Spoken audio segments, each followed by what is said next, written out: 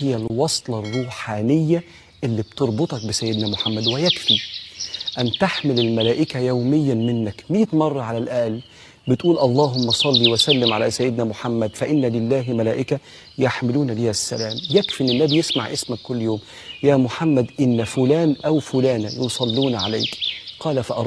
السلام عليكم ورحمة الله وبركاته. اللهم صل وسلم وبارك على سيدنا محمد وعلى آله وصحبه أجمعين. ازيكم يا أحلى متابعين في الدنيا كلها، يا رب تكونوا بخير، وحشتوني جدا جدا جدا.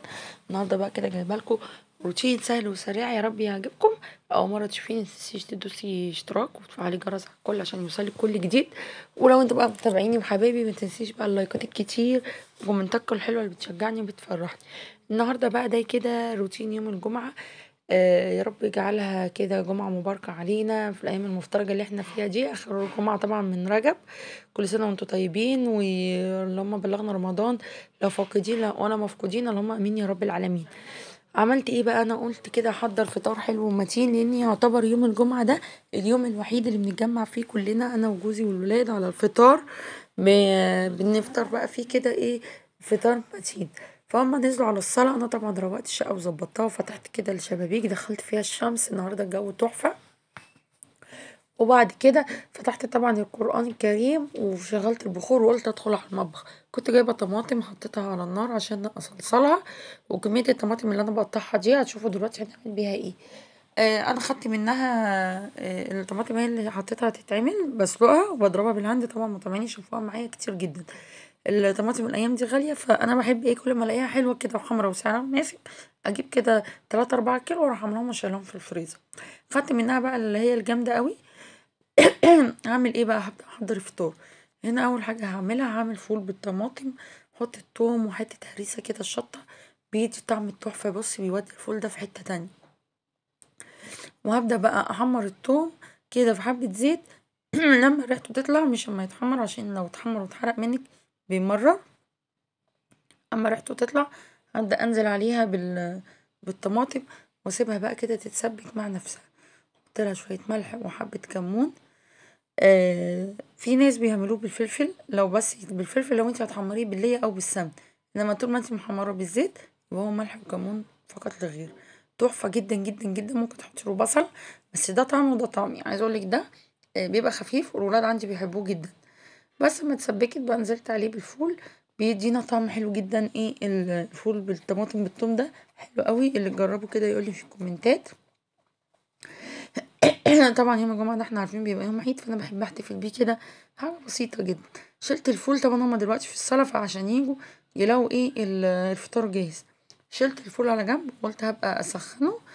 وهنا حطيت بقى برضو حبة زيت وحبة قطعة توم وحتة هريسة برضو اللي هي الشطة، وهبدأ احمرها تاني مع بعض. هتعملي ايه يا سوسة؟ تعمل مسقعة سهلة وخفيفة، كنت عملتها معاكم قبل كده بالتفصيل، بس انا برضو بحب اعملها بالبتنجان مقلي بس، من غير بطاطس ولا اي حاجة. تبقى حلوة قوي قوي قوي. خفيفة ومختلفة برضو عن المسقعة التانية. لما التوم برضو ريحته طلعت، نزلت عليه بالطماطم كده وقلبتها شوية تقلبتين في الزيت، وهحط عليها ملح وكمون وكزبرة وحبة سكر. دي التوابل بتاعتها جميلة جدا.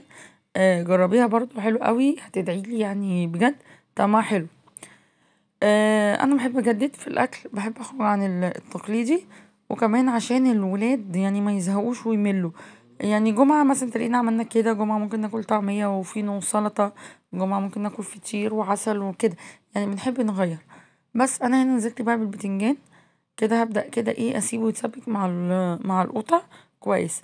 وطبعا انا ايه طفيت على القطة التانية اللي انا بعملها، هي خلصت كده، انا استغليت الوقت. طب عقبال لما البتنجان يتعمل، بعد كده رحت محمرة، مولعت على بطاطس عشان طبعا البطاطس خليت اخر حاجة يبقى سخن.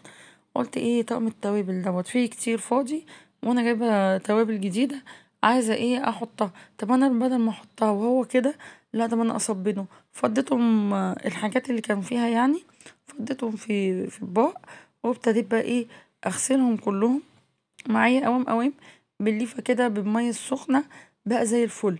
ما تكوميش على نفسك الحاجة، وما تسيبيش الحاجة لما تتوسع جدا، هتتعبي صدقيني وانتي بتعمليها، انما لما تعمليها اول باول مش هتتعبي خالص. هنا اهو صبنت العلب كلها. ده غير بقى طبعا احنا ان شاء الله هنعمل تنظيفات كده للمطبخ وهنجدده بطريقه كده على قد الايد، على قد التكاليف، في ظل طبعا الظروف اللي احنا فيها دي، ربنا يرحمنا يا رب.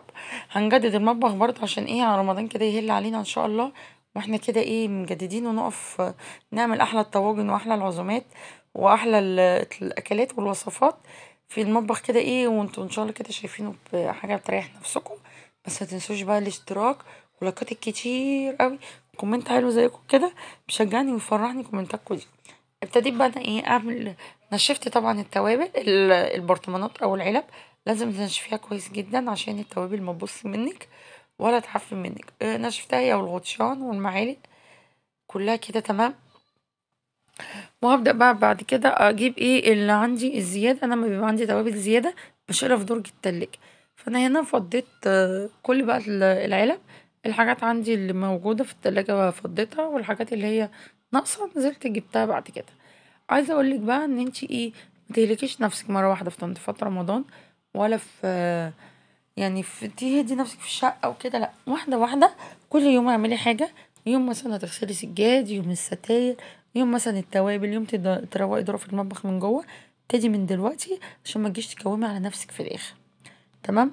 انا هنا بقى خلصت، كان الولاد خلاص كلموني قالوا لي يعني ان هم خلصوا الصلاة، هيجيبوا لنا طعمية.